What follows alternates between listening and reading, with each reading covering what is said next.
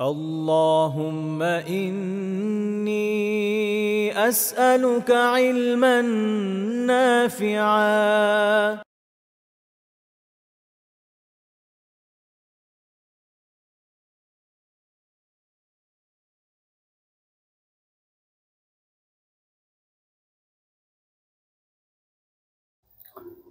إن الحمد لله نحمده ونستعينه ونصلي على رسوله الكريم وعلى آله وصحبه أجمعين أما بعد আমরা যে কবিরা গুনাহটি নিয়ে এখন আলোচনা করছি বিগত 10 থেকে, সেটা হচ্ছে আল্লাহ তাআলার রহমত থেকে হতাশ হওয়া, নিরাশ হওয়া। এই বিষয়ে আমরা বিগত দর্শে কিছু আলোচনা করেছি, বিশেষ করে 2টি আয়াত নিয়ে আলোচনা করেছি। আজকে ইনশাআল্লাহ তাআলা এই প্রসঙ্গে আরো কিছু আলোচনা আমরা করব। তো আগের দিনের দর্শে আমরা এই বিষয়গুলো নিয়ে কথা বলেছি যে আল্লাহ তাআলার রহমত থেকে হতাশ হওয়া, নিরাশ হওয়া একটা বড় কবিরা গুনাহ, এবং এটা আসলে মানুষের অনেক ধরনের কুফর শিরকের মধ্যে লিপ্ত হওয়ার একটা মূল কারণ। এ প্রসঙ্গে একটা কথা বলা যায় যে দেখেন, মানুষ যখন আল্লাহ তাআলাকে আসলে সঠিকভাবে চিনতে ব্যর্থ হয়, এর ফলে সে কিন্তু এর ফলেও এক ধরনের হতাশা, এক ধরনের নিরাশার মধ্যে পড়ে। তো সে আল্লাহ তাআলার কাছ থেকে তার জীবনের প্রয়োজন পূরণ করে নেওয়ার যে আহ, সরই বিধান, সেটা অনুধাবনে ব্যর্থ হয়, এবং দেখবেন এই ধরনের হতাশা, নিরাশা থেকেই মানুষ অনেক সময় বিভিন্ন ধরনের শিরকে পতিত হয়, বিভিন্ন ধরনের কুফরে লিপ্ত হয়, বিদআতে লিপ্ত হয়। তার মনে হয় যে আমার তো এটা দরকার। তো সে আসলে যদি বিশ্বাস করে যে আল্লাহ তাআলাই একমাত্র দাতা, তাহলে তো আল্লাহ তাআলার কাছেই যাওয়ার কথা। কিন্তু আসলে সে আল্লাহ তাআলার রহমত থেকে একরকম নিরাশ হয়ে তার মনে হয় যে না, আমি হয়তো আল্লাহ তাআলার কাছে পাবো না, আল্লাহ তাআলা ডাইরেক্ট আমাকে দিবেন না, তাই আরেকজনের মাধ্যমে আমার যাওয়া লাগবে। তো এই চিন্তা করে বিভিন্ন ধরনের শিরকের উদ্ভব হয়। যে সকল জনগোষ্ঠী বিভিন্ন মূর্তির পূজা করে, তারা অনেক ক্ষেত্রে এই জন্যই করে যে তারা মনে করে যে এগুলোর মাধ্যমে তারা আল্লাহ তাআলার কাছ থেকে এই জিনিসটা পাবে, যেটা তাদের মনে হচ্ছে যে সরাসরি হয়তো পাবে না। এটাও তো আল্লাহ তাআলার রহমত থেকে আসলে হতাশা। আল্লাহ তাআলা সম্পর্কে এটা হচ্ছে সুউজ্জন, আল্লাহ তাআলা সম্পর্কে কুধারণা। আমরা ইনশাআল্লাহ তাআলা এটা নিয়ে পরে এক সময় আলোচনা করব। তো এটা হচ্ছে আল্লাহ তাআলা সম্পর্কে কুধারণা। কারণ একমাত্র দাতা তো আল্লাহ তাআলা। একমাত্র দাতা আল্লাহ তাআলা। আল্লাহ তাআলা আর-রাজ্জাক। আপনার যদি রিজিক দরকার পড়ে, আল্লাহ তাআলাই দিবেন। বা আল্লাহ তাআলা ছাড়া আমাদের পক্ষে তো আসলে আর কারো কাছ থেকে পাওয়ার কোনো সম্ভাবনাই নাই। বাকি এই সকল উপাস্য যাদেরকে মানুষ ডাকে, এগুলো তাদের একটা ভুল ধারণা। বাস্তবে এদের তো অনেকের কোনো অস্তিত্বই নেই। আবার যাদের অস্তিত্ব আছে এরা অনেকে গেছে মরে। যেমন আহ, এমন কিছু রিলিজিয়ন আছে, তারা এমন কিছু ব্যক্তিকে পূজা করছে যারা হয়তো অনেক আগে মরে গেছে। আবার বিভিন্ন দল বিভিন্ন দল, বিভিন্ন গোষ্ঠী যারা নিজেদেরকে মুসলিম মনে করছে, তারা অনেক ক্ষেত্রে এমন সব ব্যক্তির হয়তো উপাসনা করছে, তাদের কবরে গিয়ে সিজদা করছে, বা তাদের কাছে চাচ্ছে, কবরের তওয়াফ করছে, তাদের কাছে চাচ্ছে, তারাও অনেক আগে আসলে এই দুনিয়া থেকে বিদায় নিয়েছে। তো বিভিন্ন ভাবে মানুষ এই ধরনের বিভিন্ন সত্তার কাছে চাচ্ছে। কেন চাচ্ছে? কারণ তার মনে হচ্ছে যে এদের মাধ্যমে চাইলে পাওয়া যাবে সহজে। কেন? আল্লাহ তাআলা কি আপনাকে শোনেন না? আল্লাহ তাআলা কি সর্বশ্রোতা নন? তিনি কি সর্বদ্রষ্টা নন? তিনি কি আমার আপনার অবস্থা জানেন না? তার কাছেই চাইতে হবে। যেখানে আল্লাহ তাআলা আমাদেরকে সরাসরি পথ করে দিয়েছেন তার কাছে চাওয়ার, সেখানে আমাদের এমন কি ঠেকা পড়েছে এরকম অন্য কারোর মাধ্যমে চাওয়ার প্রয়োজন নেই তো। কিন্তু এটা মানুষ তখনই করে যখন সে আসলে আল্লাহ তাআলার রহমত থেকে, আল্লাহ তাআলার মেহেরবানি থেকে হতাশ হয়ে যায়। তার মনে হয় যে আল্লাহ তাআলার কাছে আমি কিভাবে যাব, কিভাবে পৌঁছাবো? আল্লাহ তাআলাকে আবার মতো পাপী তাপির কথা শুনবেন? আল্লাহ তাআলা সবার কথা শুনেন। পৃথিবীর সবচেয়ে বড় থেকে বড় যে পাপী, সেও তো রিজিক পাচ্ছে, সেও তো খেয়ে পড়ে আছে, সেও তো তার জীবনযাপন করে যাচ্ছে। এদের অনেকের হয়তো সংসারও হচ্ছে। খালি চোখে যাদেরকে অনেক বড় পাপী মনে হয়, তার থেকে বড় বড় পাপী কিন্তু আছে যাদেরকে হয়তো আমরা অনেক সময় খালি চোখে বুঝি না। যেমন একটা উদাহরণ যদি আমরা দিই, আপনারা জানেন যে 90-এর দশকে ইরাকে যুক্তরাষ্ট্র একটা বড় এমবার্গো দিয়েছিল। এর ফলে প্রচুর অনেক অনেক বাচ্চা কাচ্চা তারা পুষ্টির অভাবে না খেয়ে মারা গিয়েছে, প্রায় 5 লাখের মতো, আর আরো বেশি হবে। তো এটার পিছনে জড়িত যে সকল ভদ্রলোকেরা কোটটাই পরে ঘুরে বেরিয়েছে দুনিয়ার বুকে, এখন এদের অনেকে বেঁচে আছে, অনেকগুলো মরেও গিয়েছে। তো তারা কি অনেক বড় শয়তান না? তাদের মতো শয়তান আপনি কোথায় পাচ্ছেন আধুনিক জামানায়? বা এখন ইসরায়েলে যারা ক্ষমতা আছে তারা, আল্লাহ তাআলা এদেরও রিজিক দেয়, আল্লাহ তাআলা এদেরও রিজিক দিচ্ছেন, আল্লাহ তাআলা এদেরও খাইয়ে পরিয়ে রাখছেন, এদেরও সংসার আছে, এদেরও পরিবার চলছে। তো আল্লাহ তাআলা যদি এদেরকে দেন, আমরা তো নিশ্চয়ই আলহামদুলিল্লাহ এদের চেয়ে অনেক ছোট পর্যায়ে আছি। যতটুকু জুলুম করি না কারণ নিজেদের নফসের উপরে, এর থেকে অনেক কমই হবে বলে আশা করি। তো তাহলে আমরা কেন হতাশ হবো? আমরা কেন হতাশ হবো? আল্লাহ তাআলার মেহেরবানিতে আমাদের ঈমান আছে। আল্লাহ তাআলার মেহেরবানি। তিনি আমাদেরকে ঈমান দিয়েছেন, আহলুস সুন্নাহ ওয়াল জামার উপর রেখেছেন। তাওহীদের দিশা দিয়েছেন, আমরা কেন হতাশ হবো, আমরা কেন নিরাশ হবো? আমরা আল্লাহ তাআলার কাছেই চাইবো এবং আল্লাহ তাআলা আমাদের দান করবেন, এই দৃঢ় আশা আমরা রাখবো। এবং আল্লাহ তাআলা মানুষের এই যে একটা মেন্টালিটি, যে কোনো কিছু না পেলে সে হতাশ হয়ে আসলে আহ, কোনো কিছু না পেলে সে হতাশ হয়ে যায় এবং এটা যে তাকে ধ্বংসের দিকে নিয়ে যায়, এটা কিন্তু আল্লাহ তাআলা কোরআনে আলোচনা করেছেন।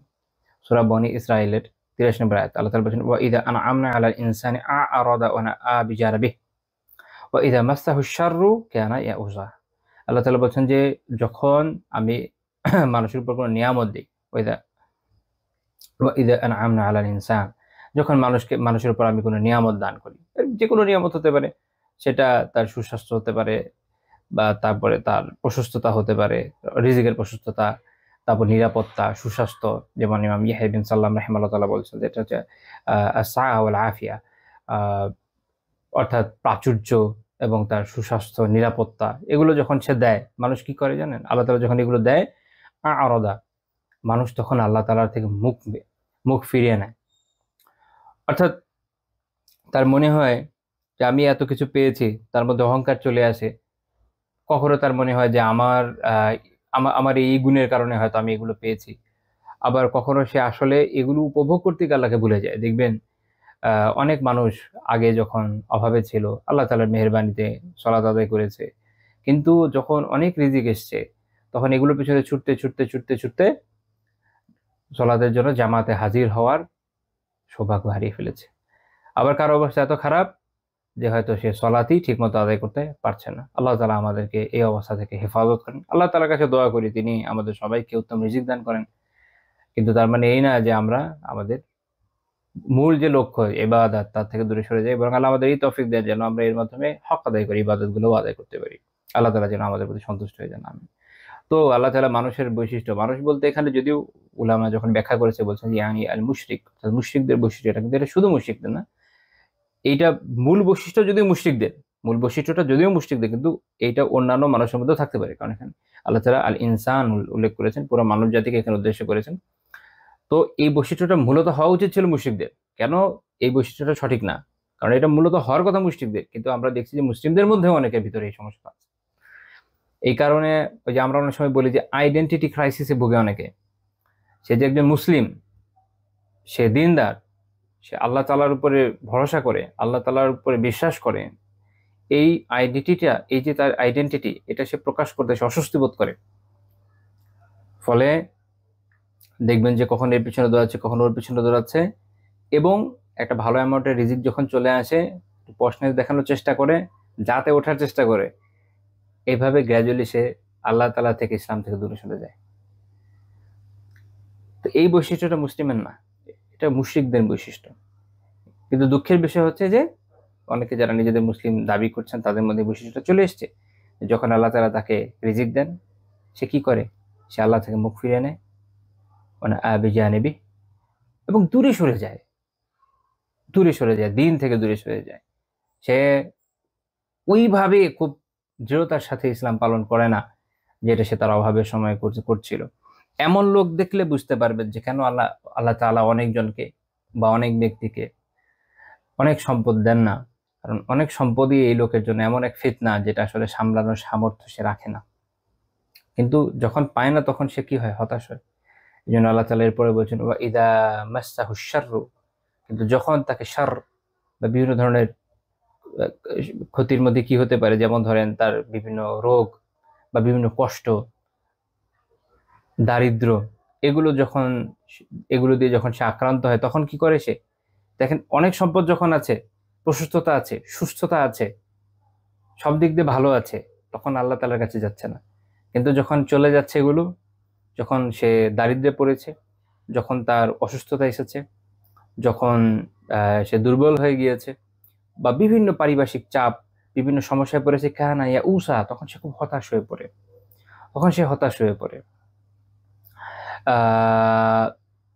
খেয়াল করেন অনেক ব্যক্তি আছে এই যে হতাশ হয়ে পড়ে, হতাশ হয়ে তো এক তো কেউ হচ্ছে যে আল্লাহ তাআলা থেকেই দূরে সরে যায়, সেটা অত্যন্ত ক্ষতিকর। বাট যদি এই হতাশা থেকে আল্লাহ তাআলার কাছে নিয়ে আসে, তখন এটাও আসলে খারাপ না, এটা তার জন্য ভালোই। অনেক ব্যক্তি আছে দেখবেন, যারা যখন ক্ষমতায় থাকে বা ছিল, তখন তারা অনেক দাপটের সাথে চলেছে, তখন তাদেরকে তো মসজিদে খুব বেশি দেখা যায় নাই, বা সেভাবে দিন পালন করতেও দেখা যায় না। এরকম লোকদের অনেককে দেখবেন যে জেলে গিয়ে মাসাল্লাহ খুব দিনদার হয়ে বেরিয়ে আসছে, এরকম আছে কিন্তু, খেয়াল করলে দেখবেন অনেক আছে। আল্লাহ। তো এইটা এটা হয় কি যে তখন কি করবে আর, হ্যাঁ, তো তখন একটু ইবাদত বন্দেগী করে, নামাজ নামাজ পড়ছে, আহ, দাঁড়িয়ে রাখছে, মাশাল্লাহ। তো যদি এইরকম পেরেশানিতে পরে হয়তো তো দিনে আসে, তাহলে বুঝতে হবে এটা তার জন্য আসলে কল্যাণের বিষয়। আল্লাহ তাআলা তাকে আসলে এর মাধ্যমে খাইয়ে দিয়েছে, তখন তার এটার জন্য আল্লাহ শুকর গুজার হওয়া উচিত। তার উচিত হচ্ছে যে পুনরায় ওই আগের যে বাজে স্বভাব, আগে যে বাজে কাজগুলো সে করেছে, এটা যেন সে ফেরত না যায়। কিন্তু সেই শিক্ষা কি আসলে তারা নিচ্ছে? এটা হচ্ছে প্রশ্ন। দেখবেন যে নিচ্ছে না। এটা হচ্ছে দুঃখজনক। আল্লাহ তাআলা মানুষের মানসিকতা ব্যাখ্যা করতে গিয়ে অন্য অন্য একটা আয়াতে আল্লাহ তাআলা এরকম বলেছেন, ওয়ালা ইয়াসআমুল ইনসান মিন দুআইল খাইর। মানুষ আল্লাহ তাআলার কাছে কল্যাণ প্রার্থনায় আল্লাহ তাআলার কাছে কল্যাণ প্রার্থনায় মানুষ কি হয় না জানেন? ক্লান্তি বোধ করে না। খেয়াল করে দেখেন, যখন আমরা আল্লাহ তাআলার কাছে কল্যাণ চাই, আমরা কি আসলে ক্লান্তি বোধ করি? আমাদের যা যা চাওয়ার আছে, আমার এটা লাগবে, এটা লাগবে, এটা লাগবে, এটা লাগবে, দেখবেন মানুষের একটা ক্লান্তি বোধ আসে না। তখন মানুষ চাইতে থাকে। সেটা সে কখনো মনে মনে চায়, কখনো দোয়া করে চায়, সলাতের পরে চায়। এটা মানুষের বৈশিষ্ট্য, যে মানুষ এটাতে ক্লান্তি বোধ করে না, বিরক্ত হয় না, সে চাইতেই থাকে। কিন্তু ওয়া ইম্মাসাহু শাররু ফায়াউসুন কানুত। কিন্তু যখন তাকে কোনো অকল্যাণ স্পর্শ করে, কোনো কষ্ট স্পর্শ করে, তখন সে প্রচন্ড হতাশ হয়ে যায় এবং নিরাশ হয়ে পড়ে। আল্লাহ তাআলা এই বৈশিষ্ট্যটাকে প্রশংসা করেন নাই, এটা নিন্দা করার জন্যই উল্লেখ করেছেন। কিন্তু এটা মানুষের বৈশিষ্ট্য। খেয়াল করে দেখেন, এই বৈশিষ্ট্য কি আমার আপনার মধ্যে নাই? খেয়াল করলে দেখবেন যে অবশ্যই আছে। কিন্তু আল্লাহ তাআলা খাঁটি বান্দাদেরকে আসলে এমন হওয়ার কথা নিশ্চয়ই নয়, বরং এর বিপরীতে হওয়া উচিত। এক তো এই জন্য যে আল্লাহ তাআলা যারা খাঁটি বান্দা, তারা তো আসলে দুনিয়াবী সুখ সামগ্রী ভোগ করার জন্য এগুলোর পিছনে দৌড়াচ্ছে না। তারা তাদের এ দেখেন একই কাজ, অর্থাৎ উপার্জন করা, হালাল রিজিক বেশি পরিমাণে, একই কাজ আল্লাহ তাআলার দুজন বান্দা করছে। একজন যে আল্লাহ তাআলার খাঁটি বান্দা, মুখলিস বান্দা, তার উপার্জনের উদ্দেশ্য হচ্ছে যেন আল্লাহ তাআলার মেহেরবানিতে সে হালাল খেতে পারে, তার মেরুদণ্ড সোজা থাকে, সে ইবাদতে কনসেন্ট্রেট করতে পারে, এসব পেরেশানি থেকে যথাসম্ভব বের হয়ে আসে, যেন সে পরিবারের হক আদায় করতে পারে, দিনী ভাই বোনদের হক আদায় করতে পারে, দিনের হক আদায় করতে পারে, দিনের দাওয়ায় ব্যয় করতে পারে। এরকম বিভিন্ন কল্যাণকর চিন্তা তার মাঝে রয়েছে। যেমনটা আমরা দেখি উসমান রাদিয়াল্লাহু তাআলা আনহুর মধ্যে, আব্দুর রহমান বিন আউফ রাদিয়াল্লাহু তাআলা আনহুর মধ্যে। আব্দুর রহমান রাদিয়াল্লাহু তাআলার ব্যাপারে বর্ণিত আছে যে উনি সব মিলিয়ে 30,000 দাস মুক্ত করেছিলেন। সুবহানাল্লাহ, চিন্তা করতে পারেন কত বড় আমল। তো এই বান্দা হচ্ছে তার উপার্জন করছে, তার ভিতরে নিয়ত হচ্ছে এরকম। আরেক বান্দা, সে উপার্জন করছে, তার নিয়ত শুধুই দুনিয়াবি, অথবা কোনো নিয়তি নেই, করার দরকার করে। সে চায় উপার্জন করতে, ভোগ বিলাসে লিপ্ত হতে, জীবনটাকে এনজয় করে যেতে। তার নতুন থেকে নতুন মোবাইল সেট আসছে বাজারে। আগে হয়তো সে অনেক দামি একটা ব্যবহার করতো, 1 lakh 2 lakh, I don't know কত দামি হতে পারে, আমার আসলে ধারণা নাই। তো আগেরটা বাদ দিয়ে সে এখন নতুন মডেল না নিলে তার প্রেস্টিজ থাকে না বাজারে আর কি। তো আরেকটা নিবে, আগেরটা বাদ দিয়ে, বিক্রি করে বা কাউকে দিয়ে দিয়ে। গাড়ি একটা অনেকগুলো তার থাকা লাগে, দামি আছে, আরো দামি মডেল আসছে, আগেরটা দিলে এখন বাণিজ্য থাকছে না তার, ওটা বাদ দিয়ে সে আরেকটা নিচ্ছে। দুনিয়ার এই বিত্ত বৈভবের যে প্রতিযোগিতা, এইটাই সে লিপ্ত। দুইজনই আল্লাহর বান্দা। একজনের উপার্জনের মূল কারণ হলো আখিরাতমুখী, আরেকজনের হচ্ছে দুনিয়ামুখী। তো কাজেই স্বাভাবিকভাবেই যে আখিরাতমুখী, সে যখন তাকে যখন অকল্যাণ স্পর্শ করে, তার যে মূল চিন্তা, তার উপর কোনো প্রভাব এটা বিস্তার ওইভাবে করে না। তার যখন ধরেন তার একটা বড় কোম্পানি আছে, যেটা থেকে সে অনেক উপার্জন করে, কোনো কারণে শেয়ারে ধরেন শেয়ার ধস নামলো, তার উপার্জন অনেক কমে গেল, এক রাতে হয়তো অনেক কমে গেল, তার আলটিমেট চাহিদা তো হচ্ছে পরকাল। সে তো অন্তরকে দুনিয়ার সাথে লাগায়নি, পরকালের সাথে লাগিয়ে রেখেছিল। অ্যাকচুয়ালি যদি এরকম কোনো বান্দা হয়, তখন এই দুনিয়ার অকল্যাণ এটা তাকে হতাশা করে না, নিরাশও করে না। সে জানে যে সে যা উপার্জন করছিল এটা দিয়ে যে সওয়াব এতদিন লাভ করে এসছে, হকগুলোকে আদায় করে, দিনী কাজে ব্যয় করে, বিভিন্ন উত্তম কাজে হয়তো অকাতরে খরচ করে, এখন সবরের মাধ্যমেও সে অনেক বড় প্রতিদান পেতে যাচ্ছে, তার কোনো লস নাই। এটা হচ্ছে মুমিনের শান। কিন্তু যার অবস্থা হচ্ছে এরকম যে সে শুধু দুনিয়ার জন্য এগুলো করছিল, সে যখন এরকম একটা ধসের মধ্যে পড়ে, তখন তার চেহারা আমসি হয়ে যায় এবং ইউনো শেষ, হার্ট অ্যাটাকও করতে পারে, মরেও যেতে পারে, এনিথিং ক্যান হ্যাপেন। হতাশ হবে, নিরাশ হয়ে যাবে, পরিবার পরিজন তাকে ছেড়ে চলে যাবে, কারণ যেই লক্ষ্য উদ্দেশ্য নিয়ে তার সাথে তাদের থাকা সেটা ব্যর্থ হয়ে যাচ্ছে। তো এই জন্য যারা আল্লাহ তাআলার খাঁটি বান্দা, তারা আসলে এরকম হবে না যে অকল্যাণ স্পর্শ করায় হতাশ এবং নিরাশ হবে। জীবনের প্রত্যেক সিচুয়েশনে তার পরকালের পাথেও আছে, সেখানেও হতাশ হবে, সে হবে না। দ্বিতীয় বিষয় হচ্ছে যারা আল্লাহর খাঁটি বান্দা, তারা এরকম কষ্টে পৌঁছার পরও আল্লাহ তাআলার রহমত থেকে, তার অনুগ্রহ থেকে তো নিরাশ হবে না। এই জন্য, কারণ সে জানে যে এর মাধ্যমে তার হয়ে যাওয়া গুনাহগুলোর প্রায়শ্চিত্ত হবে, তার মর্যাদা বৃদ্ধি পাবে, সেই জন্য সওয়াব পাবে এবং আল্লাহ তাআলার আরো নৈকট্য অর্জন করতে পারবে। সর্বোপরি তাকদীরের ভালো মন্দের উপরে বিশ্বাসেরও তো একটা পরীক্ষা আছে, সেটা এক একজন এক একভাবে দিবে। তার পরীক্ষাটা এই জায়গাতে, এবং সে যখন দৃঢ়তার সাথে এই পরীক্ষাটা উতরে যাবে, তখন তার আকীদার যে পরিশুদ্ধি সেটার প্রমাণ এখান থেকে বের হবে। এইটা পরকালে তার পাথেয় হবে। কাজেই যে আল্লাহ তাআলাকে দৃঢ়তার সাথে বিশ্বাস করে, যে মুখলিস, যে আখিরাতমুখী, তার এই বৈশিষ্ট্য নয় যে সে অকল্যাণ দ্বারা আক্রান্ত হওয়ার কারণে হতাশ হবে বা নিরাশ হবে না। সে এইখানেও পরকালের পাথেয় খুঁজবে, সে এইখানেও, এই কষ্টের মধ্যেও, বিপদের মধ্যেও, হতাশার সময় যেটা 8-10টা মানুষের জন্য, এরকম জায়গাতেও সে হবে আশাবাদী। কারণ তার মুখ্য উদ্দেশ্য দুনিয়া না আখিরাত। আর আখিরাতের আশা এখন তো আরো বেশি জাগরুক হলো, কাজে তার কোনো টেনশন নেই। এক হিসাবে হ্যাঁ, দুনিয়ার যে কষ্ট এটা প্রত্যেকের ভিতর দিয়ে যায়। হয়তো আগে খুব ভালো খেত, এখন সে অভাবে থাকবে, ভালো পড়তে, এখন পড়তে পারবে না। এখন এই কষ্টটা তো যাবে, যেটা শরীরের উপর দিয়ে যাবে, কিন্তু মন ওইভাবে ভাঙবে না, ওইভাবে হতাশার মধ্যে তাকে ফেলবে না, যেটা তাকে একদম আল্লাহ সম্পর্কেই হতাশ বা নিরাশ বানিয়ে দেয়। এটা শুধু সেই লোকেরই হবে যে শতভাগ দুনিয়ামুখী। তা আল্লাহ তাআলা আমাদেরকে পরকালমুখী হওয়ার তৌফিক দেন, আমিন। এ বিষয়ে আরো কিছু আয়াত আমি আলোচনা করতে চাই, যেমন সূরা হিজরের 49 থেকে 56 নম্বর আয়াত। এখানে একটা গুরুত্বপূর্ণ শিক্ষা আমরা পাই। এটা ইব্রাহিম আলাইহিস সালামের ঘটনা। যখন ফেরেশতারা তার কাছে আসলেন ইসহাক আলাইহিস সালামের জন্মের সুসংবাদ দিতে, আল্লাহ তাআলা কোরআনে উল্লেখ করেছেন, নব্বি ইবাদি, আমার বান্দাদেরকে জানিয়ে দিন।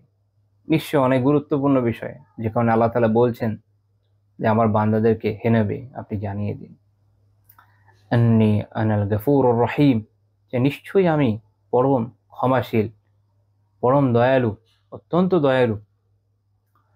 আল্লাহ তাআলা জানিয়ে দিয়েছেন তোমরা হতাশ হইও না, নিরাশ হইও না। যত বড় গুনাহ, যত বড় পাপই করে থাকো না কেন, জীবদ্দশায় যদি ক্ষমা চাও, জেনে রাখো আমি অত্যন্ত ক্ষমাশীল। আল গাফুর, এটা হচ্ছে আধিক্য বোঝানোর জন্য এই শব্দটাকে ব্যবহার করা হয়েছে। শুধু ক্ষমাশীল নয়, অত্যন্ত ক্ষমাশীল, এবং আর রহিম, অত্যন্ত দয়ালু। অল্প স্বল্প দয়ালু নন, অত্যন্ত দয়ালু। কাজেই যদি এসে মাফ চাও, আন্তরিকভাবে তওবা করো, এমন হবে না যে আমি মাফ করব না, এমন হবে না যে আমি সেই তওবাকে কবুল করব না। তবে আমি অত্যন্ত ক্ষমাশীল, অত্যন্ত দয়ালু মনে করেন তুমি আবার পাপে লিপ্ত হয়ে যাবে, এই ভুল করো না। এই ভুল করো না, এইভাবে মনে করো না যে তাহলে আমি গুনাহ করতেই থাকি, একদিন তো পার পেয়ে যাব। কেননা আযাবি হুয়াল আযাবুল আলীম, কেননা আমার শাস্তি হলো অত্যন্ত মর্মন্তুদ শাস্তি, প্রচন্ড কষ্টকর, প্রচন্ড ভয়ানক ধরনের শাস্তি। কাজে আল্লাহ তাআলা এখানে মুমিনকে একটা ব্যালেন্স শিখিয়ে দিলেন। গুনাহ হয়ে যেতে পারে, ভুল চোখ হয়ে যেতে পারে, না আমরা সাধারণ মানুষ, আমাদেরকে তো ওইভাবে সেভ করা হয় না, আমাদের জীবনের পরীক্ষাটাই এরকম। কাজে আমরা যেন হতাশ হয়ে না যাই, যেই পরিস্থিতিতেই যাই না কেন মনে রাখতে হবে আল্লাহ তাআলা ক্ষমাশীল এবং দয়ালু। আমার ভুল হয়ে গেলেও আমি যেন হতাশ হয়ে শয়তানের ফাঁদে পা দিয়ে আল্লাহ তাআলার কাছ থেকে দূরে সরে না যাই। এইটা হচ্ছে এই আয়াতে আমাদেরকে শেখানো হচ্ছে। আবার এটাও শেখানো হচ্ছে যে আমরা যেন ওই যে ওইসব লোকদের মতো মনে না করি যে ঈমান তো খালি মনের বিষয়, আমি বিশ্বাস করে নিয়েছি ব্যাস শেষ, আর কোনো টেনশন নাই, এরপর যা ইচ্ছে তাই আমল করি। না, সেটা না। বরং মনে রাখতে হবে যে আল্লাহ তাআলার সাজা অত্যন্ত ভয়ানক সাজা, এবং আল্লাহ তাআলা আমাদেরকে যেভাবে চলতে বলেছেন সেভাবে না চলার পরিণতি অত্যন্ত ভয়ানক। এটা মনে রেখে, ভয় রেখে মনের মধ্যে খৌফ বা ভয়কে, আল্লাহ তাআলার ভয়কে মনে রেখে জীবনযাপন করতে থাকবো, গুনাহ থেকে বাঁচার সর্বাত্মক চেষ্টা করব। তবে যদি হয়ে যায় গুনাহ, হতাশ হবো না, আল্লাহ তাআলার কাছে ক্ষমা চাইবো। এটা হচ্ছে এই দুই আয়াতের মাধ্যমে একটা ব্যালেন্স আল্লাহ আমাদের শেখাচ্ছেন। তারপরে তিনি বলছেন ওয়ান্নাব্বিহুম আন যায়ফি ইব্রাহিম, আর তাদেরকে ইব্রাহিমের আলাইহিস সালাম যে অতিথি অর্থাৎ যে ফেরেশতারা এসেছেন খবর নিয়ে, তাদের কথা তাদেরকে জানিয়ে দিন। আল্লাহ তাআলা যেহেতু জানিয়ে দিতে বলেছেন, নিশ্চয়ই গুরুত্বপূর্ণ একটা তথ্য আছে এখানে, শিক্ষা আছে। ইযে দাখালু আলাইহি, যখন তারা ইব্রাহিম আলাইহিস সালামের কাছে আসলেন, ফাকালু, তারা বললেন সালামা, সালাম। ক্বালা ইন্না মিনকুম ওয়াজিলুন, নিশ্চয়ই আমি তোমাদের ব্যাপারে শঙ্কিত। ইব্রাহিম আলাইহিস সালাম তাদের ব্যাপারে শঙ্কিত কেন হয়েছেন এটা অন্য আয়াত থেকে আমরা জানি, অন্য সূরায়, যে ইব্রাহিম আলাইহিস সালাম তাদের মেহমানদারির জন্য আহ, একটা বাছুরের ভুনা দিয়েছিলেন।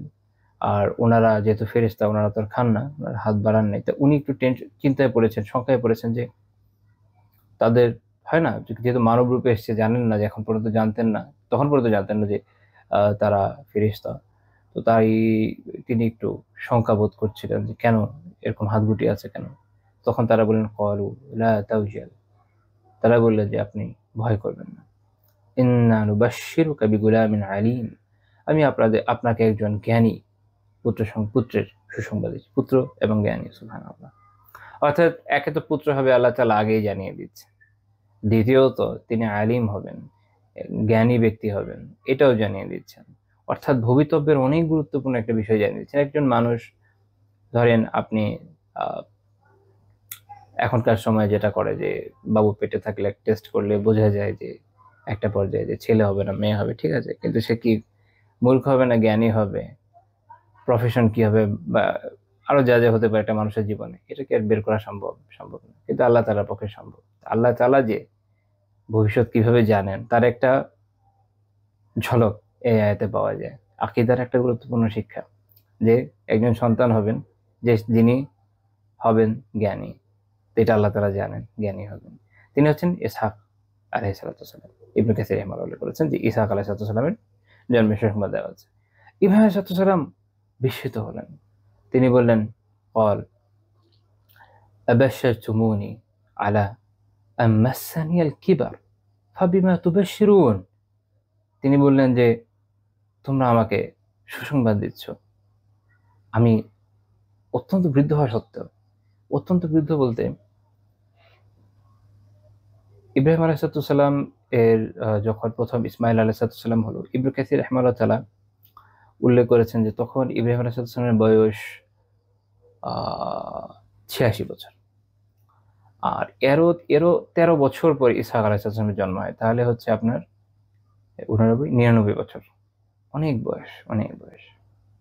তো তিনি বলছেন যে এরকম বার্ধক্য সত্ত্বেও সুসংবাদ দিচ্ছ, ফাবিমা তুবাশশিরুন, কিসের সুসংবাদ তোমরা আমাকে দিচ্ছ। অর্থাৎ এটা কিন্তু অস্বীকার না, এই যে এই যে প্রশ্নটা, এটাকে বলা হচ্ছে ইস্তিফহামুত তাজ্জুবি, আরবিতে এটাকে বলে বিস্ময়সূচক প্রশ্ন।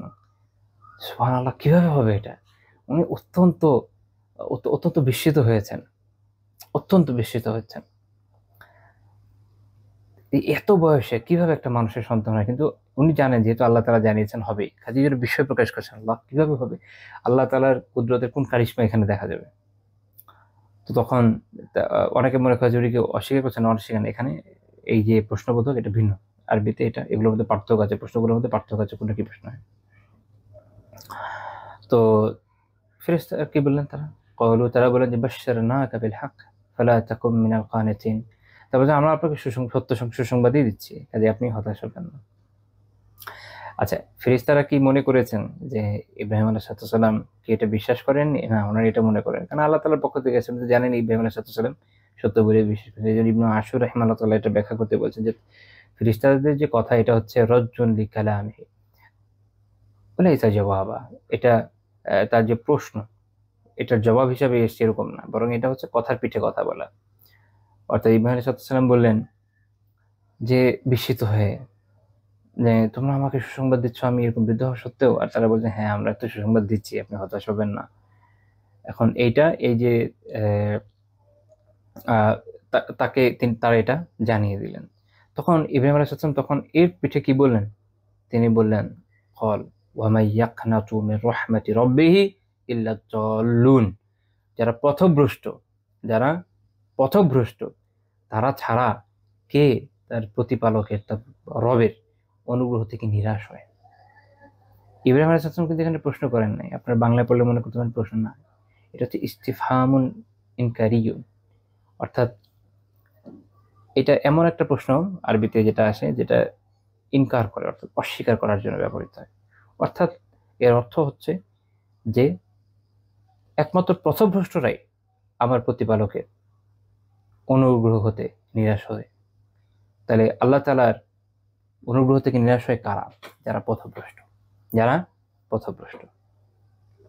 তো তার মানে হচ্ছে আমরা যে বললাম যে তিনি যেন বলছেন যে এই যে সন্তানের সুসংবাদ, এটাই আমি আশ্চর্য হচ্ছি, কারণ আমি এরকম পার্থক্যে আল্লাহ আমাকে এই নিয়ামত দিচ্ছে। এমন না যে আমি আল্লাহ তাআলার রহমত থেকে নিরাশ, কারণ আল্লাহর রহমত থেকে তো পথভ্রষ্টরাই নিরাশ হয়।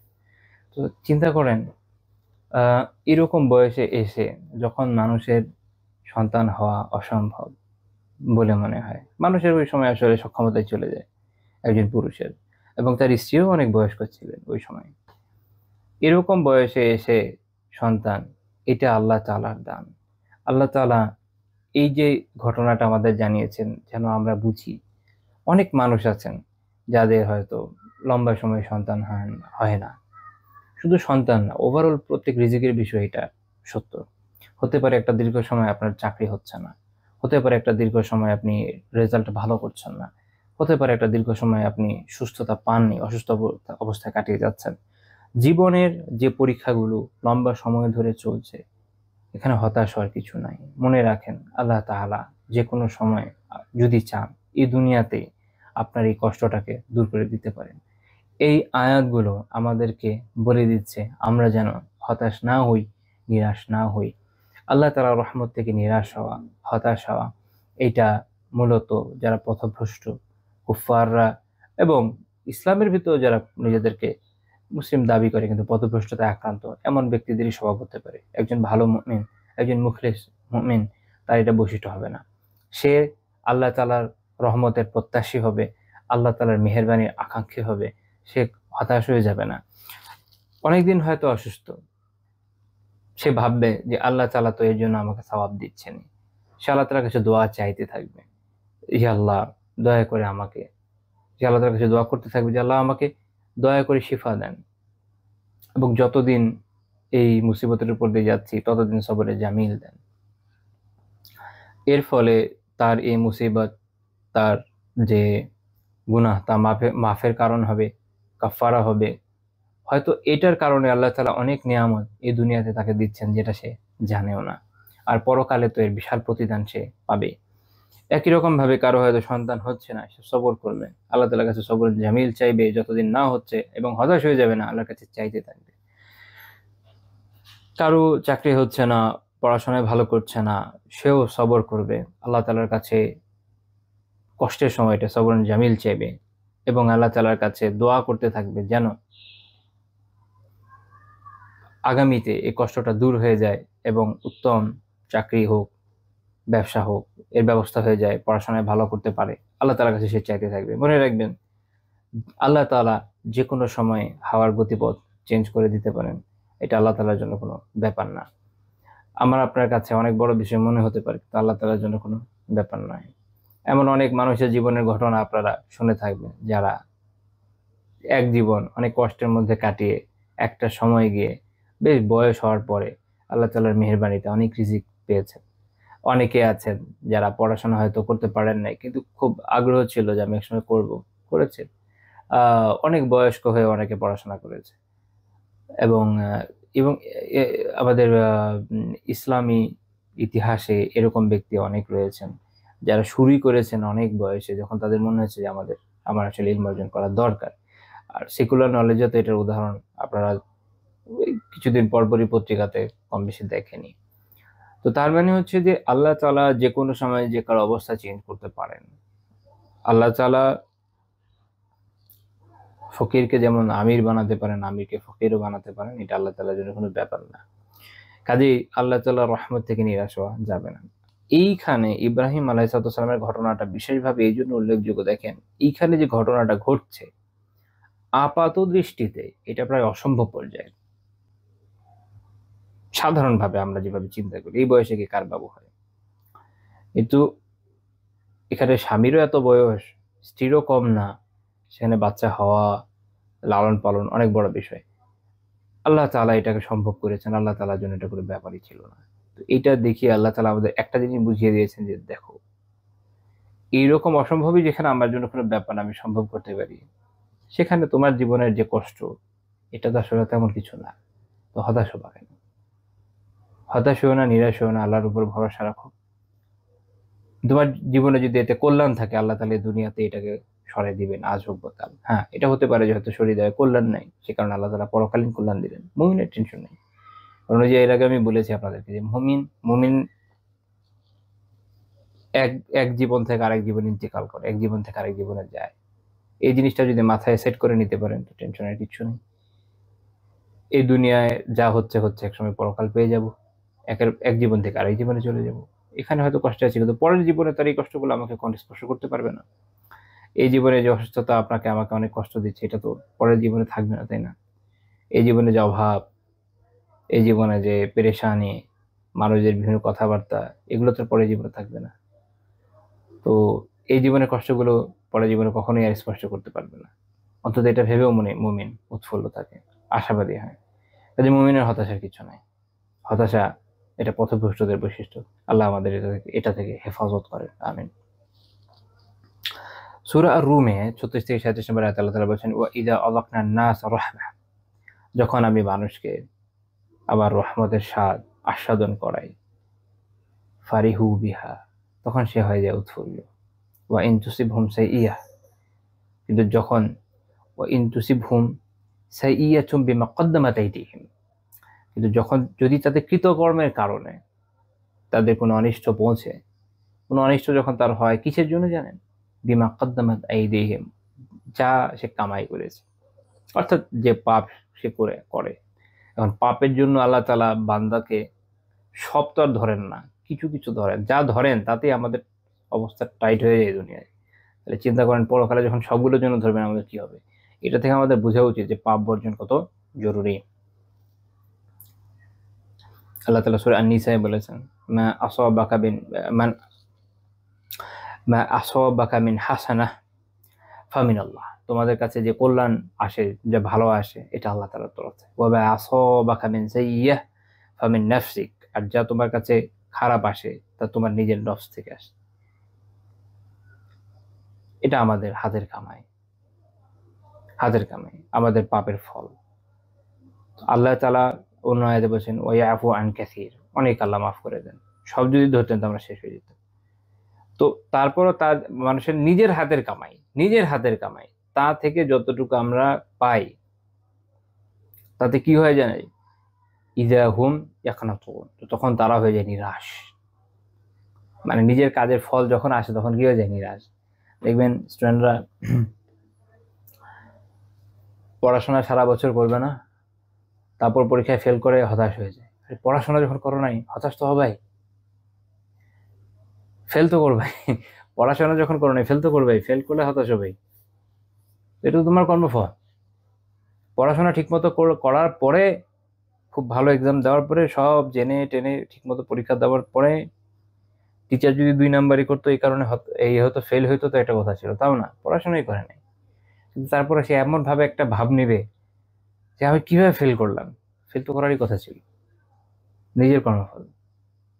আল্লাহ বলছেন আওয়ালাম ইয়ারাও, তারা কি দেখে না, আন্নাল্লাহা ইয়াবসুতুর রিজকা লিমান ইয়াশা, আল্লাহ তাআলা যার জন্য ইচ্ছা রিজিককে প্রশস্ত করেন, ওয়া ইয়াকদিরু, এবং সংকুচিত করেন। তাহলে আল্লাহ তাআলা যার জন্য ইচ্ছা রিজিককে প্রশস্ত করেন, যার জন্য ইচ্ছা সংকুচিত করেন। ইন্না ফি যালিকা লাআয়াত লিকাওমিন ইউমিনুন, আর এতে অনেক নিদর্শন আছে।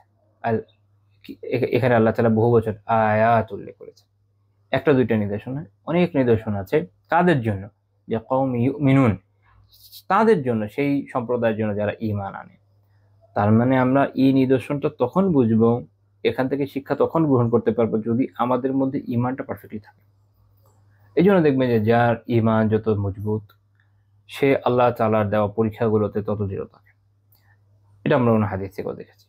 আর ঈমান দুর্বল হওয়ার কারণে বা ঈমানের শর্টেজ যেটা হয়, কমতি হয়, তার কারণে মানুষ এই বিষয়গুলো থেকে শিক্ষা হাসিল করতে পারে না, সে হতাশ হয়ে যায়, ভেঙে পড়ে, বিপর্যস্ত হয়ে যায়। কিন্তু আমরা যদি এটা মনে রাখি যে আল্লাহ তাআলা যাকে ইচ্ছা তাকে রিজিক দেন, যাকে ইচ্ছা তার জন্য সংকুচিত করেন, তখন আমরা আর হতাশ হব না। বরং আমরা জানি যে আমরা আমাদের যদি সব পাপ ধরে ধরে আল্লাহ তাআলা রিজিক বন্টন করতেন, তাহলে আমার আপনার মতো লোক, আমাদের পক্ষে রিজিক পাওয়াও কঠিন হয়ে যেত। আল্লাহ তাআলা তো অনেক রিজিক দিয়ে রেখেছেন, আলহামদুলিল্লাহ। এটা যখন বুঝবেন না, আমি আমার নিজের আসলে যে এই আয়াতের একটা শিক্ষা আছে যে আমি আমার নিজের যেটা আসলে যোগ্যতা তার থেকে অনেক বেশি পাচ্ছি, তখন আপনার মধ্যে একটা স্যাটিসফ্যাকশন আসবে। কিন্তু যখন আপনি কম্প্যারিজনে পড়বেন, মনে হবে যে না, আমার তো আসলে অনেক যোগ্যতা, আমি সেই তুলনায় অনেক কম পাচ্ছি, তখন আপনি অনেক হতাশায় পড়বেন, অনেক কষ্ট হবে। দেখবেন যে যারা কর্মক্ষেত্রে, পড়াশোনায় বা বিভিন্ন ক্ষেত্রে হতাশায় ভোগে, ডিপ্রেশনে থাকে, এদের ডিপ্রেশনের একটা বড় কারণ হচ্ছে যে এটা মনে করে যে আমার আজকে অমুক জায়গায় থাকার ছিল বা এটা পাওয়ার ছিল, আমি আমার যে যোগ্যতা আমি সেই পর্যায়ে পাচ্ছি না, তখন সে হতাশায় ভোগে, তখন সে ভেঙে পড়ে। তো ডিপ্রেশনের একটা বড় ওষুধ হচ্ছে এটা মনে রাখা যে যা পাচ্ছে আলহামদুলিল্লাহ। আল্লাহ তাআলা যদি আমার অ্যাকচুয়াল যোগ্যতা, যেটা যেটা আমার দৃষ্টিতে যোগ্যতা, সেটা যোগ্যতা না, আল্লাহ তাআলা ইসলামে যে মানদণ্ড সেট করেছেন সেটা দিয়ে যখন যাচাই করবো, তখন দেখবো আসলে আমার যোগ্যতা অনেক কম, সেই হিসাবে আল্লাহ আমাকে অনেক দিচ্ছেন।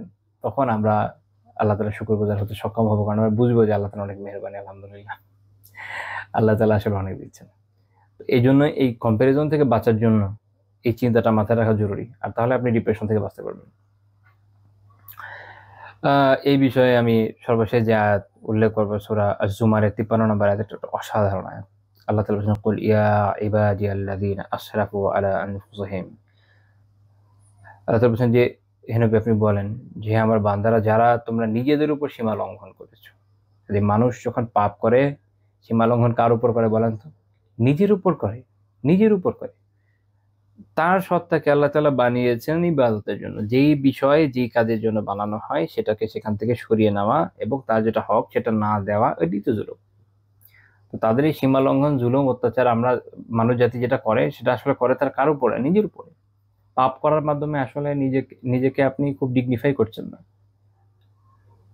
নিজের উপর আপনি সীমা লঙ্ঘন করছেন, নিজের উপরে জুলুম করছেন। এই জন্য আল্লাহ বলছেন যে আল্লাযীনা আসরাফু আলা আনফুসিহিম, যারা নিজেদের উপর সীমা লঙ্ঘন করেছে।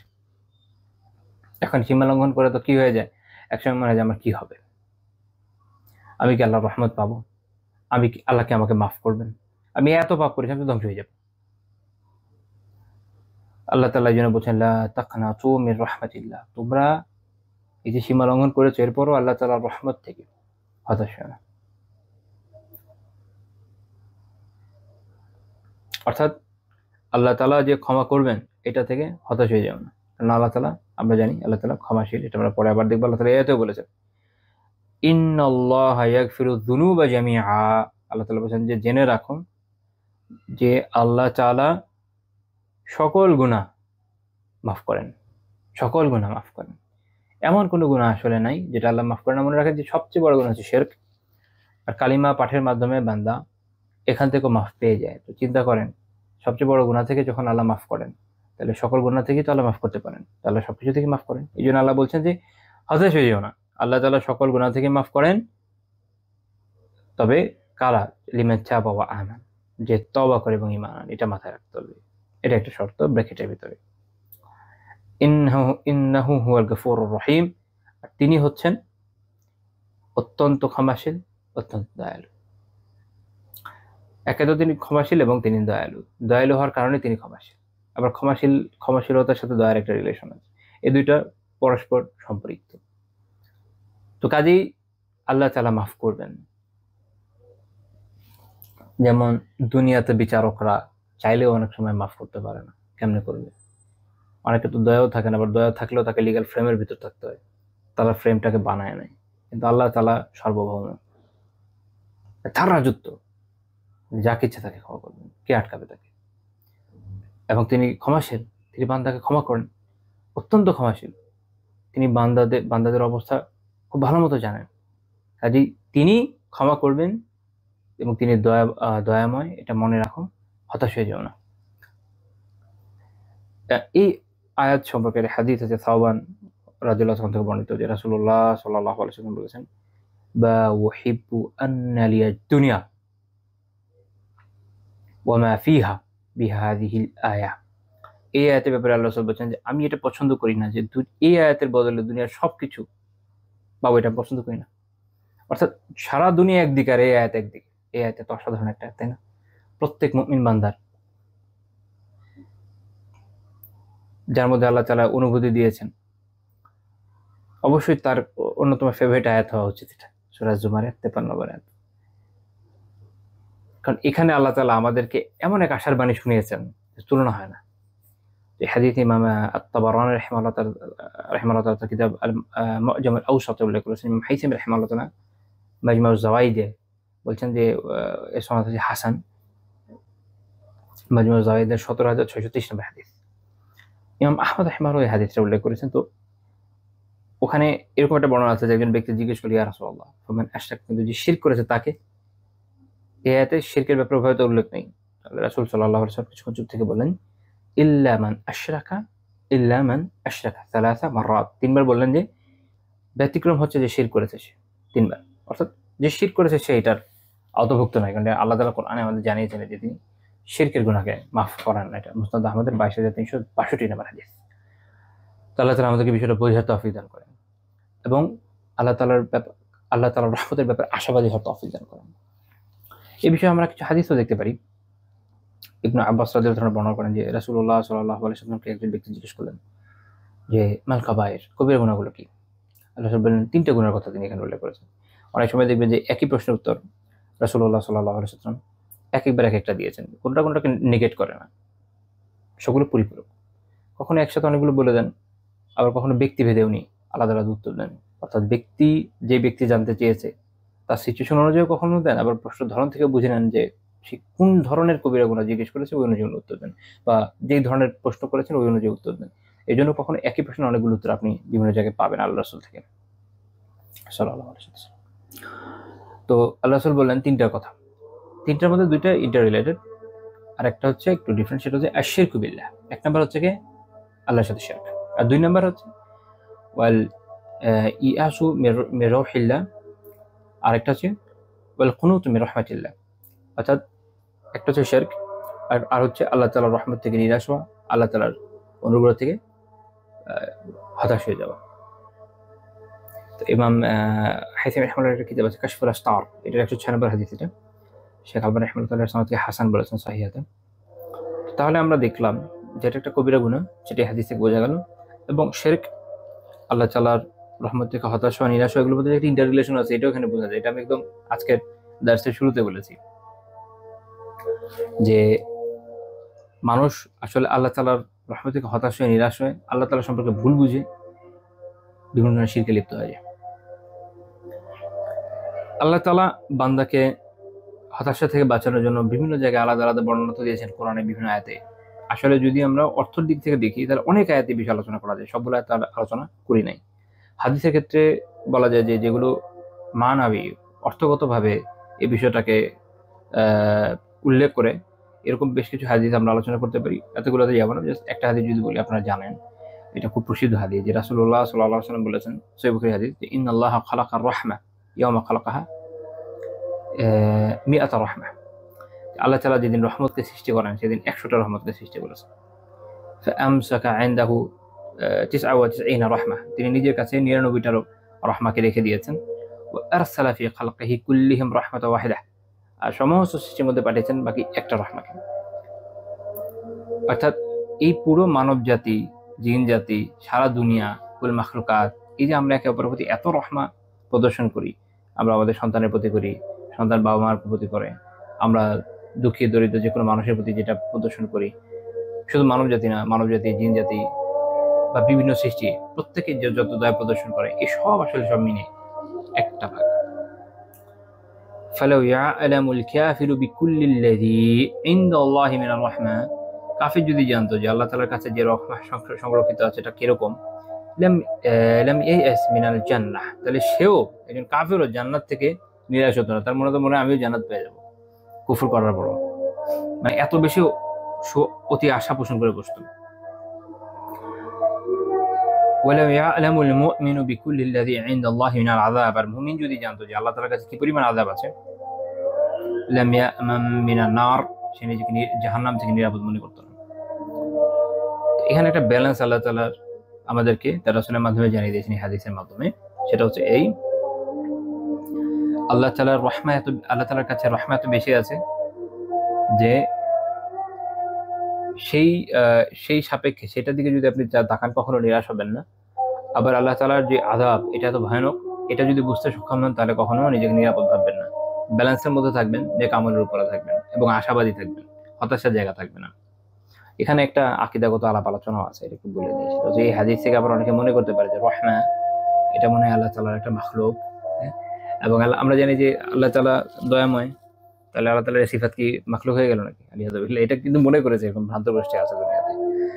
মনে রাখতে হবে এইখানে হাদিসে যে রহমার আলোচনা করছে এটা আল্লাহ তাআলার সৃষ্ট রহমার কথা, এটা আল্লাহ তাআলার যে সিফাত, আল্লাহ তাআলার যে বৈশিষ্ট্য যে তিনি দয়াময়, সেটা আলোচনা হচ্ছে না।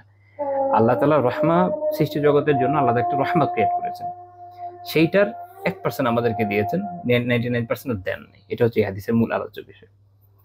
বাকি 99% তার বৈশিষ্ট্য এটা না। তিনি যে দয়াময়, তিনি যে রহিম, তিনি যে রহমান, তার যে রহমা, তার যে গুণ, সেইটা তো আমাদের সাথে তুলনাযোগ্যই না, ওটার উপরের ঊর্ধ্বের বিষয়, সেটা আলাদা আলোচনা, ওইটা এখানে আলোচ্য বিষয় না। হ্যাঁ, এটা এই কনফিউশন যেন আমাদের ক্রিয়েট না হয়, ওটা কেমন হয়, এই জন্য আমি এটা ক্লিয়ার করে দিলাম। তো এটা মাথায় রাখতে হবে। আচ্ছা, তো তাহলে চিন্তা করেন যে আল্লাহ তাআলা যে দয়াময় সেটা কত বড় হতে পারে, সুবহানাল্লাহ। তো এটা হলো মূল কথা, যে আল্লাহ তাআলার দয়া সম্পর্কে যখন মানুষ জানবে তখন কাফেরেরও মনে হবে মনে আমিও পার পেয়ে যাবো। কিন্তু মনে রাখতে হবে যে আল্লাহ তাআলা তার ওয়াদা খেলাফ করেন না। আল্লাহ তাআলা বলে দিয়েছেন যে শিরকে মাফ করবেন না, এবং নাজাতের মাধ্যম হচ্ছে এই কাজ, এটা আমাদেরকে বাস্তবায়ন করতেই হবে। ইমাম ইবনে মাজাহ রাহমাতুল্লাহ একটা হাদিস উল্লেখ করেছেন, সুনান ইবনে মাজাহ 4165 নম্বর হাদিস। সেটা হচ্ছে এরকম যে খালিদ এর দুইজন পুত্র, একজন হচ্ছে হাব্বা, একজন হচ্ছে সাওয়া, ওনারা রাসূলুল্লাহ সাল্লাল্লাহু আলাইহি ওয়াসাল্লামের কাছে যখন গেলেন তখন রাসূলুল্লাহ সাল্লাল্লাহু আলাইহি ওয়াসাল্লাম তখন কোনো কিছু মেরামত করছিলেন ওই সময়। তো তারা যাওয়ার পরে তারা আল্লাহ রাসূলকে সাহায্য করলেন। আল্লাহ রাসূল তাদেরকে বললেন, বর্ণনা হচ্ছে এরকম যে লা তাইআসা মিনার রিজকি, তোমরা দুইজনে রিজিক থেকে কখনো হতাশ হয়ে যাবে না। আমরা কিন্তু আসলে হতাশার অনেকগুলো দিক কভার করার চেষ্টা করছি। এটা আল্লাহ তাআলার রহমত থেকে হতাশ, এটার সাথে অনেক কিছু বিষয় রিলেটেড, যে পরকাল সম্পর্কে, রিজিকের বিষয় এবং অন্যান্য যতগুলো আছে। এই জন্য আমরা কিছু কিছু বর্ণনা আনছি যেগুলো অন্যান্য বিষয়গুলোকে দেখাচ্ছে। তো যাই হোক, আল্লাহ রাসূল কি বললেন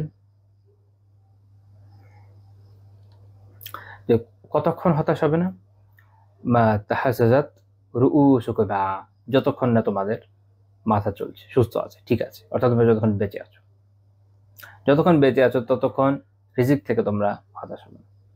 ফাইন্নাল ইনসানা তালিদুহু উম্মুহু আহমারা ওয়া লাইসা আলাইহি কিশর। কারণ মানুষকে তার মা যখন জন্ম দেয় তখন সে থাকে একদম লাল, কারণ তারপরে রক্ত থাকে এবং তার একটা ক্ষীণ চামড়া থাকে, তার উপরে খুব পাতলা আবরণ, তার উপরে আর কিছু নাই। সুম্মা ইয়ারযুকুহুল্লাহু আযজা ওয়া জাল্লা, এরপরে আল্লাহ তাআলা তাকে রিজিক দান করেন। অর্থাৎ মানুষ কিছু নিয়ে আসে না দুনিয়াতে, এরপর আল্লাহ তাআলাই তাকে রিজিক দেন। কাজে এই পর্যন্ত যে আসছো, আল্লাহর রিজিকই তো আসছো, কাজে তুমি কেন হতাশ হবা?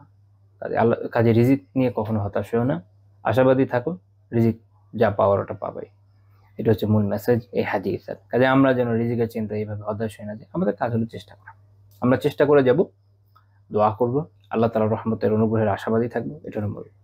তো এই হাদিস সম্পর্কে ফুয়াদ আব্দুল বাকি রাহিমাহুল্লাহ তাআলা উল্লেখ করেছেন যে ইমাম বুসির রহমাল্লাহর যে কিতাব মাসাবিহুজ জুজাজা, ওটাও আমি লিখেছি, ওখানে ওনারা দুজনেই একই কথা বলছেন যে সনদ সহিহ। এর যে রাবিরা তারা সবাই সিকা। একজনকে নিয়ে একটু কথা আছে, সেটা হচ্ছে সাল্লাম বিন শুরাহবিল। তো ওনার ব্যাপারে ইবনু হিব্বান রাহিমাহুল্লাহ ওনাকে কিতাবুস সিকাত উল্লেখ করেছেন। তো এই জন্য ইমাম বুসির রাহিমাহুল্লাহ এটার সনদটা সহিহ উল্লেখ করেছেন। আর অনেক এটার ভিন্ন মত পোষণ করেছেন এবং শেখ আলবানী রাহিমাহুল্লাহ দঈফ মনে করেছেন, আল্লাহু আলাম। তো দঈফ হলেও এক্ষেত্রে এটা আমরা গ্রহণ করতে পারি ইনশাআল্লাহ তাআলা, এবং এটার একদম অর্থ পুরো সঠিক, এতে কোনো কনফিউশন নেই। আচ্ছা, তো এখান থেকে আমরা যে আলোচনা করলাম এখন পর্যন্ত, তা থেকে আমাদের কাছে এটা পরিষ্কার হয়েছে আশা করি যে আমাদের আসলে মুমিনের এটা বৈশিষ্ট্য না যে সে হতাশ হবে, সেটা যে কোনো বিষয় হোক না কেন, সে আল্লাহ তাআলার রহমতের প্রত্যাশী থাকবে। তো এই বিষয়গুলো আমারও বেশ কিছু বক্তব্য রয়েছে, অন্যান্য বিষয় যখন আমরা আলোচনা করেছি, আমরা কিছু না কিছু আলিমদের বক্তব্যকে উল্লেখ করার চেষ্টা করেছি, সালাফদের বক্তব্য উল্লেখের চেষ্টা করেছি, এখানেও কয়েকজন উল্লেখ করবেন ইনশাআল্লাহ তাআলা। যেমন আলী রাদিয়াল্লাহু তাআলা আনহুর একটা বর্ণনা ইমাম আদ-দারিমি রাহিমাহুল্লাহ তাআলা তার মুসনাদ উল্লেখ করেছে 301 নম্বর হাদিস।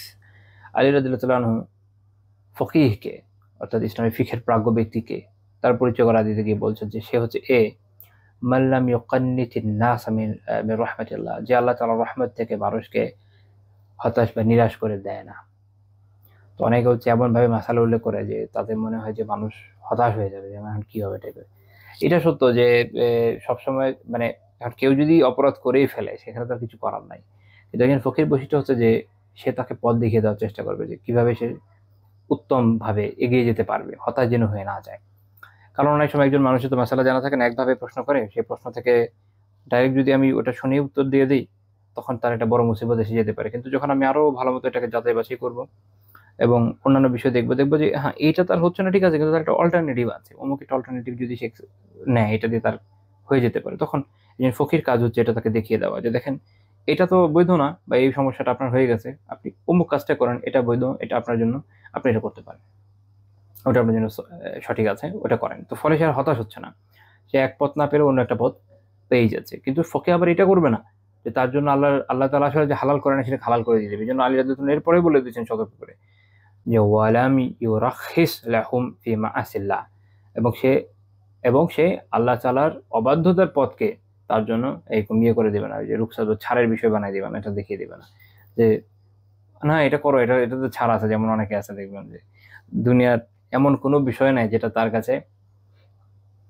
হালাল না, যে সবকিছুকে হালাল বানানোর একটা অপপ্রয়াস সে করে যাবে এবং তার মনে হবে না এখনো কয়েকটা জিনিস হারাম রয়ে গেছে, দেখে এগুলোকে বানানো যায় কিনা। এটা ফকির বৈশিষ্ট্য অবভিয়াসলি না, এবং এটা ভুল কাজ, এটা সহি নয়।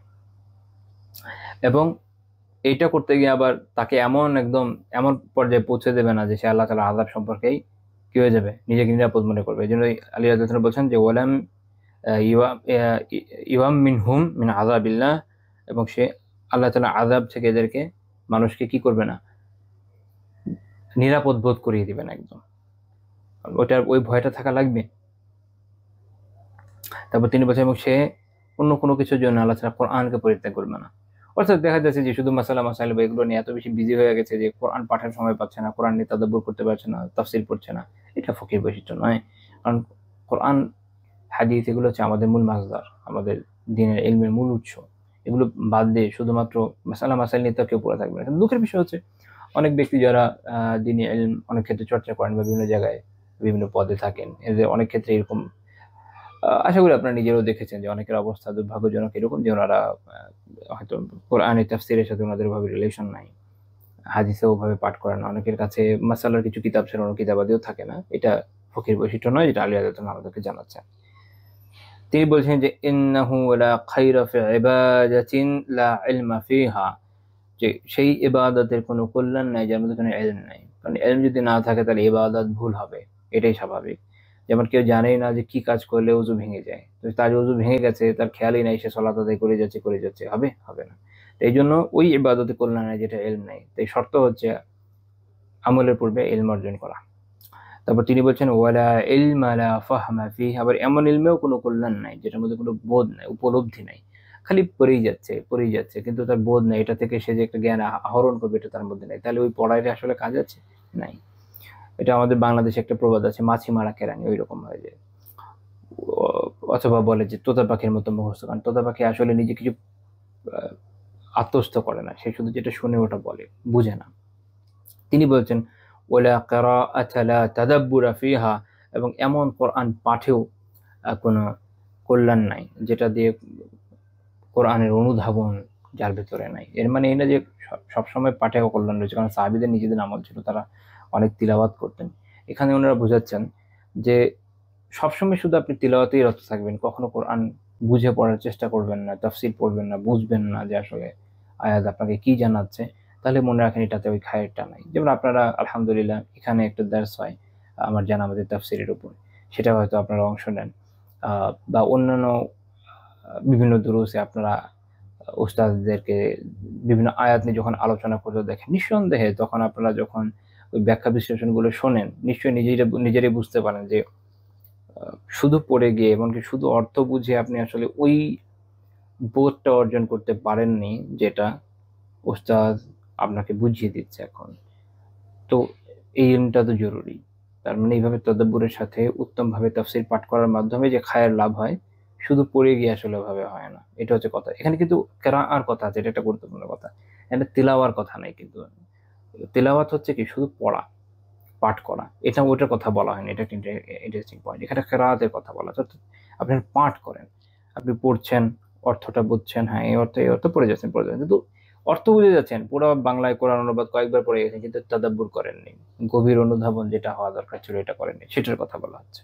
তো এটা সনদকে এই দারিমির যিনি মুসনাদ দারিমির মুহাক্কিক, এটার সনদকে হাসান বলেছেন। আর আপনাদের খেয়াল আছে এর আগে আমরা আলোচনা করেছিলাম উজুবের আলোচনা, ইবনে মাসউদ রাদিয়াল্লাহু তাআলা বলেছেন যে হালাকু ফি ইসনাইন, দুইটা বিষয়ের মধ্যে ধ্বংস আছে। একটা হচ্ছে কুনুত, এটা হলো উজুব। একটা হচ্ছে আল্লাহ তাআলার রিজুর রহমত থেকে নিরাশা, আরেকটা কি? আরেকটা হচ্ছে আত্মগরিম। আমরা পিছনে আলোচনা করেছি এটা নিয়ে। মুহাম্মদ বিন সিরিন রাহিমাহুল্লাহ তাআলা এবং আবিদাহ আস-সালমানি রাহিমাহুল্লাহ ওনারা একটা খুব গুরুত্বপূর্ণ কথা বলেছেন, সেটা হচ্ছে ওখানে বলছেন যে ধ্বংসের মধ্যে, ইমাম বাগাবী রাহিমাহুল্লাহ তাফসীরে উল্লেখ করেছেন এই বক্তব্যটা, সেটা হচ্ছে যে ধ্বংসের মধ্যে মানুষ আসলে নিক্ষিপ্ত কখন জানেন? যখন মানুষ আল্লাহ তাআলার রহমত থেকে নিরাশ হয়ে যায়। আমরা এর আগে যে আলোচনা করেছি আশা করি তাদের বুঝিয়ে গেছেন, নিজেরাও অনুধাবন করেন যে মানুষ যখন আল্লাহর রহমত থেকে নিরাশ হয় কোনো না কোনো ফর্মে সে ধ্বংসের মধ্যে পড়ে যায়। ইবনে হাজার রাহমাতুল্লাহ একটা কিতাব আছে আল উজাব ফি বায়ানিল আসবাব, ওখানে উনি একটা খুব চমৎকার কথা বলেছেন। উনি বলেন, উনি ইবনে সিরিন রাহমাতুল্লাহ একটা বক্তব্য উল্লেখ করেছেন, সেটা হচ্ছে ইবনে সিরিন রাহিমাহুল্লাহ বলছেন যে হতাশ হও না, কারণ হতাশ হলে তুমি নিরাশায় পৌঁছে যাবে এবং এরপর তুমি আর আমল করতে পারবে না। দেখবে যে মানুষ যখন হতাশ হয়, একটা পর্যায়ে নিরাশ হয়ে যায় যে কি করব, তখন সে আর কিছু করতে পারে না। সে যেমন মনে করেন সারা বছর পড়াশোনা করেননি, এখন এক্সামের আগে গিয়ে মনে হচ্ছে যে এখন কি করব, এখন আর পরে কি করব, 4-5 দিন আছে, 1 সপ্তাহ আছে, কি করব, পরে দিলাম ছেড়ে দিয়ে বসে আছেন। এর ফলে কি হচ্ছে? আপনার কিছুই করতে পারবেন না। এটা শুধু এই পড়াশোনা না, জীবনের সব ক্ষেত্রে জরুরি, কাজে হতাশ হওয়া যাবে না। এই প্রসঙ্গে আমি আমার পরিচিত একজনের কথা বলতে পারি, যখন অনেক বছর আগের কথা, সেটা 2011-র কথা। তখন এইচএসসি এক্সামে তার মানে ম্যাথ প্রিপারেশন এত ভালো ছিল না, সে বছর ম্যাথের একটা ভালো ছুটি ছিল আমার যত খেয়াল আছে, যে এমনি তার কনসেপ্ট খুব ক্লিয়ার, বাট প্রিপারেশনে অনেক ঘাটতি ছিল। হতাশে বসে গেলে কি করতো? ধরা খেয়ে যেত। কিন্তু সে এই ছুটির মাঝখানে খুব গুরুত্ব দিয়ে প্র্যাকটিস করেছে, এবং বেনিফিট যেটা হয়েছে যে সে তো গোল্ডেন এ প্লাস পেয়েছেই, সে মেধা তালিকায় স্থান পেয়েছিল। তো এটা আমি একটা দুনিয়াবী বিষয় দৃষ্টান্ত দিলাম, দিনী ক্ষেত্রে আপনি অনেক দৃষ্টান্ত পাবেন। অর্থাৎ আপনি যখন হতাশ হয়ে যাবেন, নিরাশার মধ্যে পড়ে যাবেন, আপনি যখন আর কাজ করার শক্তি সামর্থ্য পাবেন না, তখন আর আপনি এই জোশ পাবেন না যে আচ্ছা আমি একটু এগিয়ে যাই। যতটুকু পারতেন অতটুকু হারিয়ে ফেলবেন।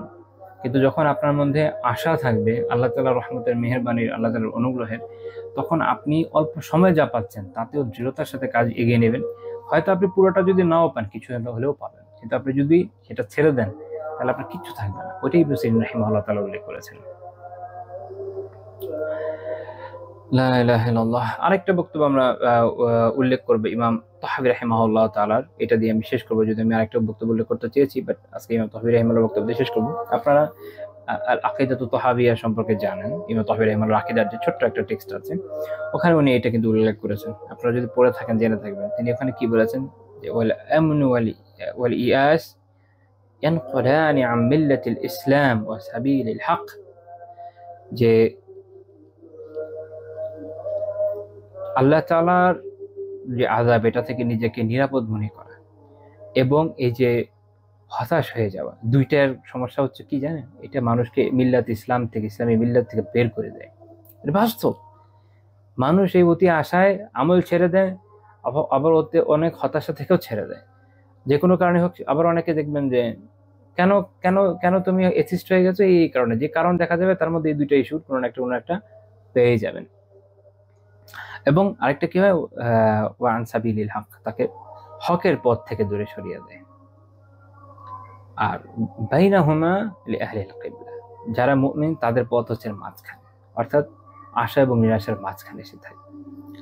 জাবির রাদিয়াল্লাহু তাআলা আনহু বলেছেন, এই প্রসঙ্গে হাদিস বলি, জাবির রাদিয়াল্লাহু তাআলা বলেছেন যে রাসূলুল্লাহ সাল্লাল্লাহু আলাইহি ওয়াসাল্লামকে আমি ক্বাবলা মাউতিহি বিসালাসাতি আইয়াম, তার মৃত্যুর 3 দিন আগে বলতে শুনেছি।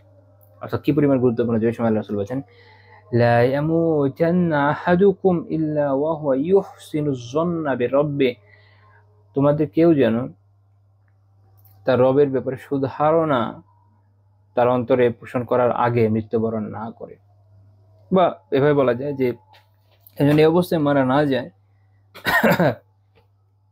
যে তার মধ্যে এটা থাকবে না, সেটা হচ্ছে যে তার রবের ব্যাপারে সুধারণা রেখে যেন সে মারা যায়, হতাশ হওয়া যাবে না মৃত্যুর আগের কথা। এটা ইমাম আহমদ রাহিমাহুল্লাহ মুসনাদ উল্লেখ করেছেন হাদিস 14481 নম্বর হাদিস। শোয়েব রাহিমাহুল্লাহ এটা সনদকে ইমাম মুসলিম রাহিমাহুল্লাহ শর্ত সহিহ বলেছেন।